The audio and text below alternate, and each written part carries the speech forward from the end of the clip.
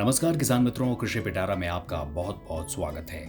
किसान मित्रों, आज हम बात करेंगे तुलसी की खेती के बारे में। तुलसी एक पवित्र और औषधीय पौधा है जिसकी खेती अब व्यावसायिक रूप से भी की जाने लगी है।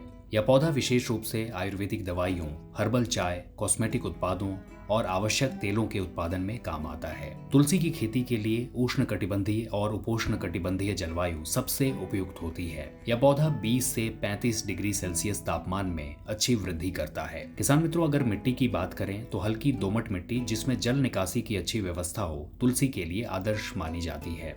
मिट्टी का पीएच मान 6 से लेकर 7.5 के बीच होने पर तुलसी की खेती से अच्छा उत्पादन प्राप्त होता है। भारत में तुलसी की कई किस्में पाई जाती हैं, जैसे कि राम तुलसी, कृष्ण तुलसी और वन तुलसी।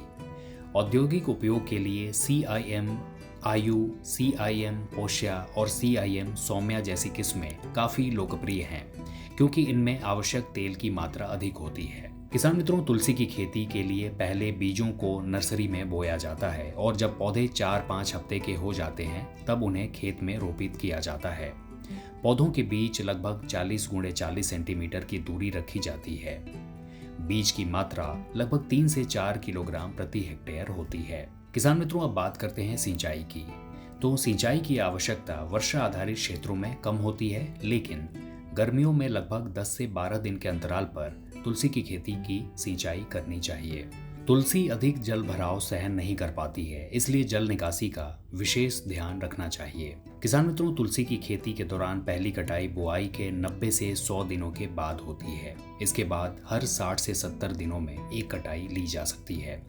एक वर्ष में कुल मिलाकर 3-4 बार कटाई संभव होती है। 1 हेक्टेयर भूमि से 20 से 25 क्विंटल तक सूखी पत्तियों का उत्पादन हो सकता है।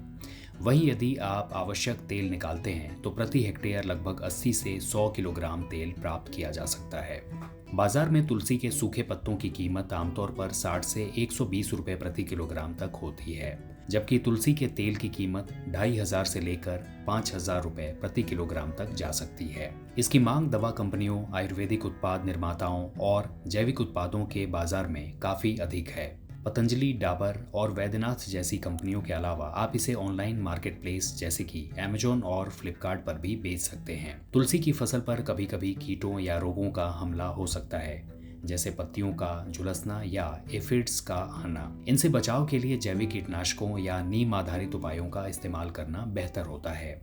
कटाई के बाद तुलसी की पत्तियों को छाया में सुखाया जाता है ताकि इनकी गुणवत्ता बनी रहे। आवश्यक तेल के लिए स्टीम डिस्टिलेशन विधि का प्रयोग किया जाता है। तो किसान मित्रों, ये था आज का कृषि पिटारा जो कि केंद्रित था तुलसी की व्यावसायिक खेती पर। मुझे उम्मीद है कि ये कार्यक्रम आपको काफी पसंद आया होगा। अगर ये वीडियो आपको पसंद आई है तो कृषि पिटारा के YouTube चैनल को सब्सक्राइब करें और बेल आइकन दबाएं